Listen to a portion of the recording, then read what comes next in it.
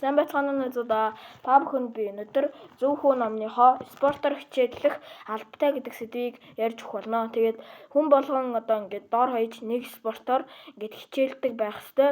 Тэгээд нэг спортоор ингээд хичээлдэг байлаа гэж бодъё л доо. Тэнгүүд ингээд чи спортоор хичээллэнгүү чамд ямар давуу тал гарч ирэх вэ гэхээр чиний яс чинь маш сайн чирэгжиж батбөх болно. Тэгээд одоо ингээд чи бус хүүхдүүдээс ингээд тэр тухайн спортоор ингээд арай илүү ялгараад ингээд илүү болж эхлэнэ гэсэн үг.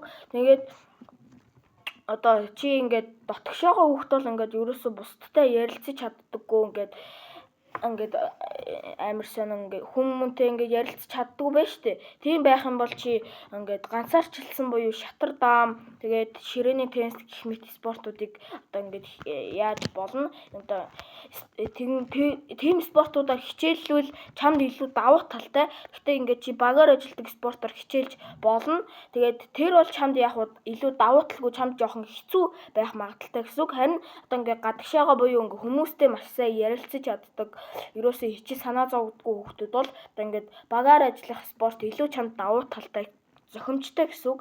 Тэгээд чи одоо ингээд заавал одоо багийн спорт ингээд заавал одоо ингээд тоглох тийм одоо ингээд оноонд уралдсан юм тоглох спортоор хичээлэх гэдэг нь шүү дээ. Одоо спорт гэдэг нь зөвхөн тиймийг хэлэхгүйгээр одоо ингээд чи ингээд зүгээр явж явахдаа ч юм уу те ингээд өөрийнхөө биеийг ингээд хамгаалцдаг одоо тийм одоо ингээд спортуудыг ч гэсэн одоо чи дор хаяж нэгээр нь одоо ингэж хичээлж явах хэрэгтэй гэсэн үг.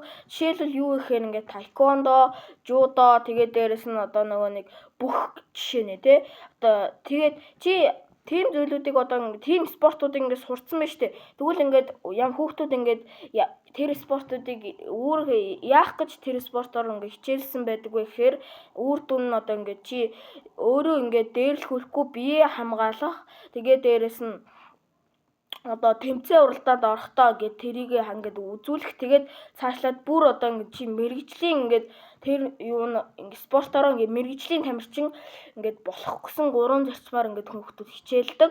Тэгээд чи заавал одоо тэр спортоор хичээлдэг байлаа гэд одоо тэр спортоор ингээд чи ингээд сайн сурдаг болсон байж тээ тэр спортоор ингээд мэрэгжлийн ингээд тамирчин болсон. Тэгвэл чи ингээд заавал ингээд бусдад ингээд зааж болно. Тэгээд бусдад заахтаа чи амар зөв заах хэвээр. Чамд багш чинь яг яаж зааж исэн шиг заахгүйгээр яг ингээд түнд чи ингээд яг одоо тэр хүний ингээд туулж байгаа одоо яг ингээд зам дээр явжсэн шүү дээ. Тэгэхээр тэр хүнд одоо ингээд яг сурахт нь ямар бэрхшээл байдаг, ямар давуу тал байдаг гэдгийг чи мэддэг учраас заахтаа бол одоо ерөөсөө одоо яг энэ үе дээр ингээд тэр жоохон сандарч байгаа да. Энэ үе дээр энэ яг чадахгүй байж магадгүй дээ. Яг ингээд анхны тэмцээн амар хэцүү байдаг шүү дээ тэр ингээд. Тэгээд ингээд тусалж дэмжиж одоо ингээд тасгалжуулна гэсэн үг. Тэрнээс бол одоо ингээд чиний багш чинь өмнөх багш чинь ингээд амар ууртай байлаа шүү дээ. Тэгээд тэр багшигаа яг ингэж дагаад тэр хүнд зааж байгаа хүнд ингээд маш ингээд уурлаад ах юм бол чи ингээд тэр хүн чи яг ингээд дараагийнхаа хүндээ зааж байхдаа яг л тийм бай гэсэн үг. Тийм учраас чи яг одоо багшийнхаа зааж иснаар заахгүйгээр одоо яг ингээд өөрийгөө яг сайжруулаад тэр хүн надад тэгээ зааж исэн байж болно. Гэхдээ би тэр хүмүүнд тэгээ заачих юм бол тэр хүн илүү сайн сурч магадгүй гэсэн одоо бодолтойгоор хүмүүст зааж агаарай гэж уриалъя. Тэгээд энэ бичлэг маань таалагдсан бол лайк дарж, subscribe хийгээрэй. Баяртай.